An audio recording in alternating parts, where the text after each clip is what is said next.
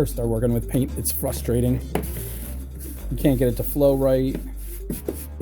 You put too much, you put too little, you can't get the colors to do what you want, you can't get the brush to be as easy to manipulate as a pen or pencil. But once you work with anything a lot and you start to find not just how to do it, it's not just the skill.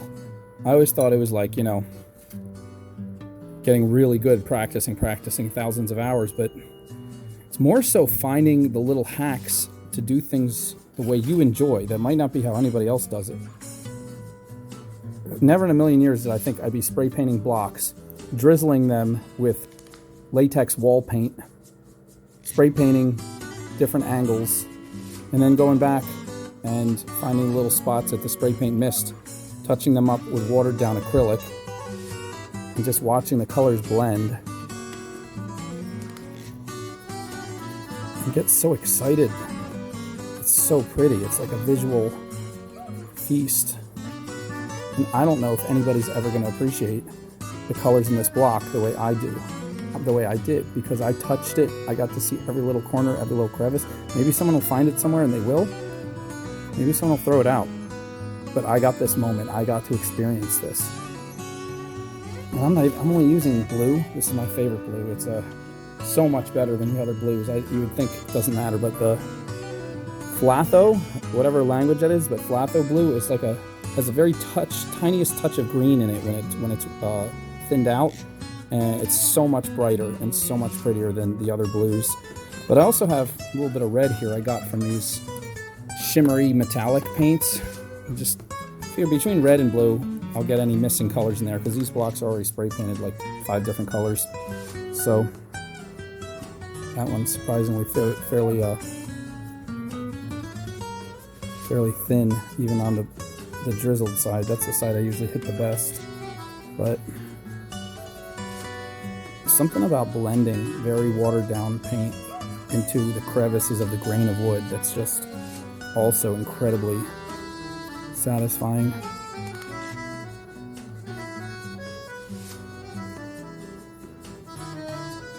You got a little bit of that shimmer in there, a little metallic shimmer.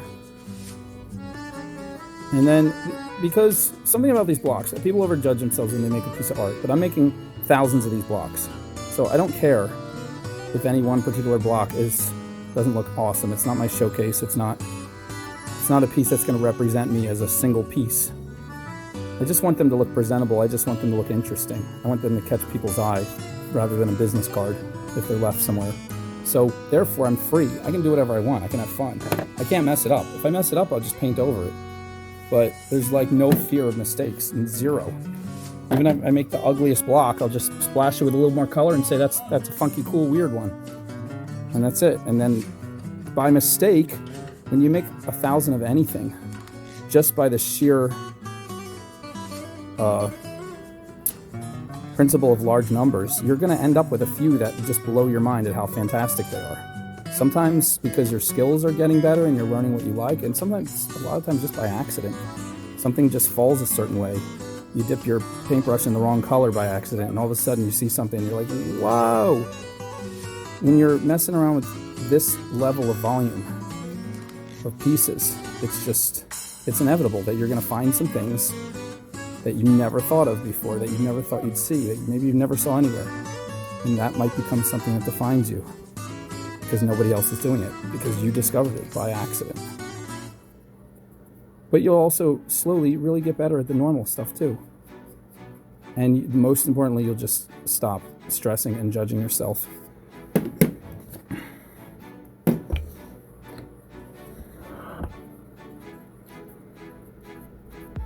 So now the benefit of having the blue and the red and using the same brush, because I'm too lazy to change the brush, is I'm getting some shimmery purple out now on some of these.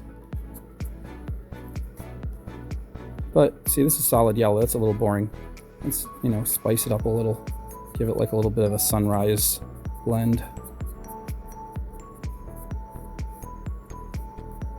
And then if it's too much, you put too much on, you wipe it off, rub it somewhere else. Rub that excess in another spot.